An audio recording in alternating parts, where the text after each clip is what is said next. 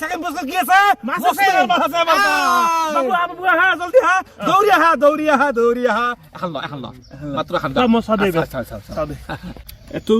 6 9 এনেকৈ চালি 996 মই ক'ব নোৱাৰো এইটো তই এ 996 দে 996 চাও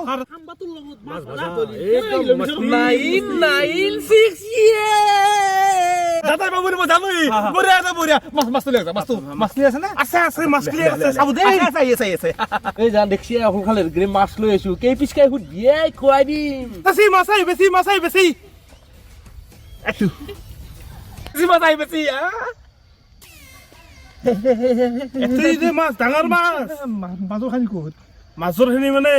এই আমাৰ এওঁ কালি ভায়েকটো আছিল এই সৰু পৰাই মাছ চাই সাঞ্চি চিনেমা আছিল মামা মাছ সেন চাইছে পাগলা আছে এতিয়া সদায় মাছে খাই সেইকাৰণে মাজৰখিনি কাটি ৰাখো গম পাই নেকি গম নাপাইছি দেই মামা মাছি